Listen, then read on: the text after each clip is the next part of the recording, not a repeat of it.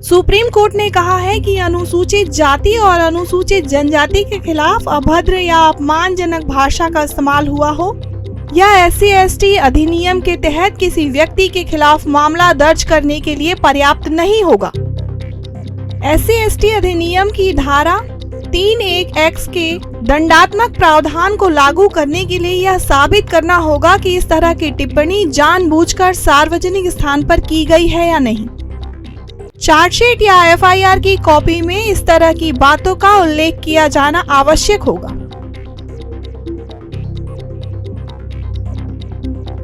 रूस ने अमेरिका के पूर्व राष्ट्रपति बराक ओबामा समेत 500 नागरिकों के प्रवेश पर पाबंदी लगाई है। रूसी विदेश मंत्रालय ने बताया कि हाल ही में वाशिंगटन द्वारा घोषित किए गए प्रतिबंधों के जवाब में मॉस्को ने ये कार्रवाई की है।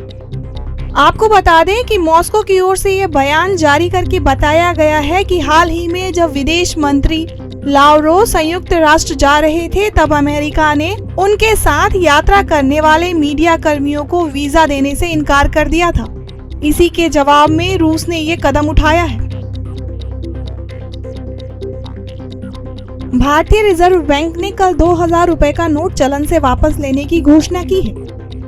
इस मूल्य के नोटों को बैंक में 23 मई से 30 सितंबर तक जमा किया जा सकता है या बदला जा सकता है। RBI की इस घोषणा के बाद देश भर के लोगों के बीच में खलबली मची है।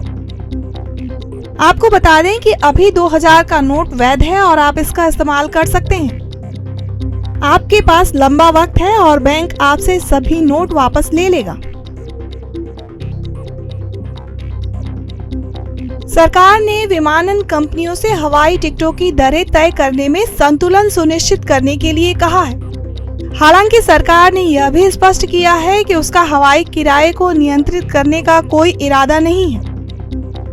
खबरों की माने तो सरकारी अधिकारी ने कहा है कि विमानन कंपनियों द्वारा ऊपरी और निचली किराया सीमा पर बेचे गए टिकटों की संख्या में बहुत अंतर नहीं होना चाहिए। विमानन मंत्रालय ने एयरलाइंस कंपनियों को चेतावनी देते हुए कहा है कि अगर किराए में बेतहाशा बढ़ोतरी होती है तो सरकार को कार्रवाई करने के लिए मजबूर होना पड़ेगा। प्रधानमंत्री नरेंद्र मोदी ने जापान के हिरोशिमा में जापानी प्रधानमंत्री फूमियो किशिदा से मुलाकात की है। दोनों नेताओं ने व्यापार, अर्थव्यवस्था और संस्कृति सहित विभिन्न क्षेत्रों में भारत जापान की मित्रता को बढ़ाने के लिए भी चर्चा की है।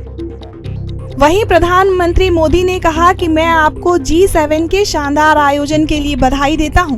आपने G7 समिट में भारत को आमंत्रित किया है, इसके लिए मैं आपका आभारी हूं। जापान में प्रधानमंत्री नरेंद्र मोदी ने आज सुबह हिरोशिमा में महात्मा गांधी की प्रतिमा का अनावरण किया है। इस दौरान PM नरेंद्र मोदी के साथ जापान के प्रधानमंत्री फूमियो किशिदा भी मौजूद थे। इस दौरान PM मोदी ने कहा कि आज दुनिया जलवायु परिवर्तन और आतंकवाद से पीड़ित है। पूज्य बापू के आदर्श जलवायु परिवर्तन के साथ जो लड़ाई है उसे जीतने का उत्तम से उत्तम मार्ग है। उनकी जीवन शैली प्रकृति के प्रति सम्मान, समन्वय और समर्पण का उत्तम उदाहरण रही है। केंद्र सरकार ने दिल्ली में अफसरों के तबादले और नियुक्ति के लिए राष्ट्रीय राजधानी सिविल सेवा प्राधिकरण का गठन किया है। मुख्यमंत्री प्राधिकरण के पदेन अध्यक्ष होंगे, जबकि दिल्ली के प्रधान गृह सचिव पदेन सदस्य सचिव होंगे। मुख्य सचिव भी इसके सदस्य होंगे। यही प्राधिकरण सर्वसम्मति या बहुमत के आधार पर तबादले की सिफारिश करेगा, पर आखिरी फैसला दिल्ली के उपराज्यपाल का होगा। मुख्यमंत्री तबादले का फैसला अब अकेले नहीं कर सकेंगे।